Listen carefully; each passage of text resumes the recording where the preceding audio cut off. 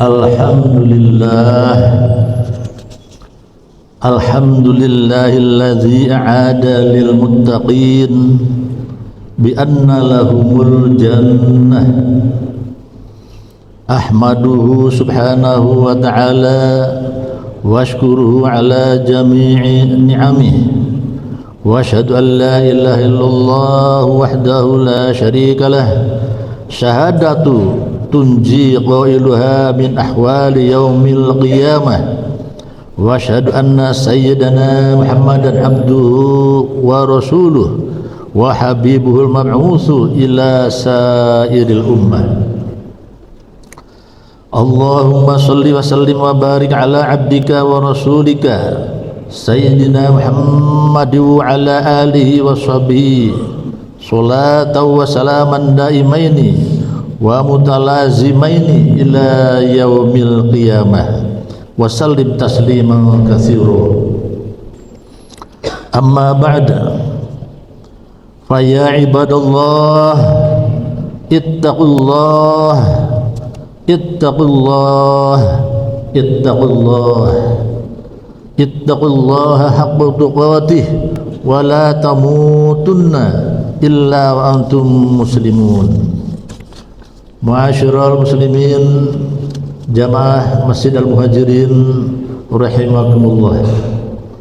Marilah kita senantiasa berusaha meningkatkan kualitas iman dan takwa kita kepada Allah Subhanahu wa ta'ala dengan terus menerus kita berupaya sekuat tenaga, semampu kita menjalankan segala perintahnya dan meninggalkan segala larangannya. Selanjutnya khatib berpesan, janganlah kalian meninggal dunia kecuali dalam keadaan Islam. Hadirin yang dihormati, tema khutbah hari ini adalah banyak jalan menuju surga. Sesungguhnya jalan menuju surga itu sangatlah banyak. Meskipun pintunya hanya 8, sebagaimana pintu neraka juga sangat banyak. Meskipun utamanya hanya ada 7 pintu di neraka itu, hendak masuk lewat pintu yang mana tergantung dari amal yang kita lakukan di dunia ini. Ada yang masuk ke dalam surga lewat sholat dan secara khusyuk. Ada yang lewat zakat yang sempurna, puasa yang diterima oleh Allah Subhanahu wa ta'ala, atau melalui ibadah haji yang mabrur. Namun ada juga yang masuk pintu surga lewat sedekah dan amal-amal soleh lainnya yang terkadang kita tidak menyadari saat melakukannya, padahal itu menurut Allah adalah sesuatu yang amat baik dan diterima oleh Allah Subhanahu wa ta'ala, sehingga amal yang terkadang sepele itu dapat menjadikan kita masuk dalam surga. Hadirin sekalian yang dirahmati Allah Subhanahu wa ta'ala, demikian pula ada di antaranya manusia yang masuk neraka karena tidak menunaikan sholat, ada yang karena tidak membayar zakat, kuat puasa tapi tidak melakukannya, mampu beribadah haji tetapi tidak menunaikannya. Namun bukan berarti tidak ada amal-amal kecil yang bisa mengantarkan seorang hamba ke dalam kebinasaan dunia dan akhirat. Sebagaimana jangan disangka bahwa tidak ada amalan kecil yang bisa mengantarkan seorang hamba ke dalam surga dan kebahagiaan di dunia dan di akhirat. Masyarul muslimin yang dirahmati Allah Subhanahu wa taala, terkadang kita melakukan amal ibadah yang sangat kecil di hadapan kita. Kita menganggap remeh dan kita tidak memperhitungkannya. Padahal di sisi Allah Subhanahu wa taala itu adalah pintu keridhoannya, dan di hadapan Allah itu adalah sarana memperoleh tiket untuk masuk ke dalam surganya Allah Subhanahu wa ta'ala. Dalam sebuah hadis yang sahih disebutkan yang artinya, suatu ketika ada seorang lelaki berjalan dalam sebuah perjalanan. Dia merasa sangat kehausan, lalu dia mendapati sebuah sumur. Dia turun ke dalam sumur itu, lalu dia minum, dan setelah ia keluar dari sumur itu, tiba-tiba dia melihat seekor anjing yang menjulurkan lidahnya menjilat debu karena sangat haus. Si lelaki itu berkata, anjing ini sangat kehausan sebagaimana yang telah aku rasakan. Lalu dia turun lagi ke sumur.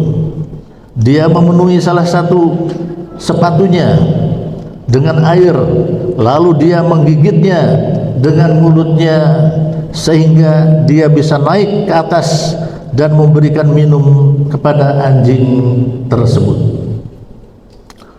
Kemudian Allah Azza wa Jalla berterima kasih kepadanya seiring dengan berterima kasih si anjing kepadanya, dan Allah Azza wa Jalla mengampuni dosa orang yang telah memberikan minum kepada anjing yang kehausan itu. Dalam sebuah riwayat disebutkan Allah memasukkannya ke dalam surga. Para sahabat bertanya, wahai Rasulullah sallallahu alaihi wasallam, apakah kita akan mendapatkan pahala dalam pemeliharaan binatang ternak? Rasulullah sallallahu alaihi wasallam menjawab, iya, pada pemeliharaan terhadap setiap yang bernyawa adalah berpahala. Ma'asyiral muslimin rahimakumullah, seekor anjing yang sangat hina, yang kalau kita lewat di depan rumah kita, kita akan mengusir dan kadang-kadang kita melemparinya, dan sering kita mengonotasikan anjing adalah untuk hal-hal yang buruk. Ketika kita marah pada seorang, ketika kita bertengkar, ketika kita benci, ketika kita akan sebutkan nama anjing di hadapan mukanya, betapa buruknya anjing tersebut.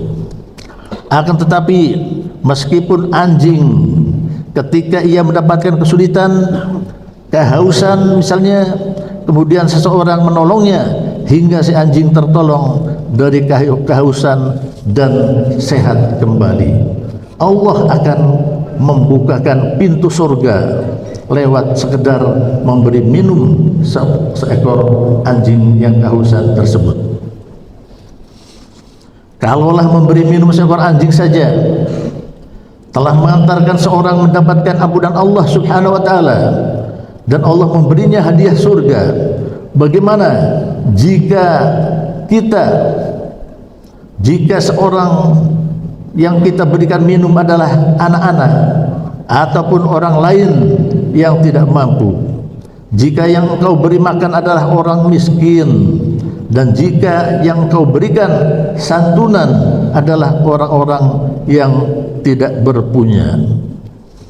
Masyarul muslimin rahimakumullah, namun sebaliknya Allah Subhanahu wa taala dapat pula memasukkan seorang ke dalam neraka bukan karena tidak sholat atau tidak puasa, tidak membayar zakat atau tidak berhaji padahal dia mampu, atau bukan karena yang lainnya, bisa jadi karena amal kecil yang ia tidak memperhitungkannya.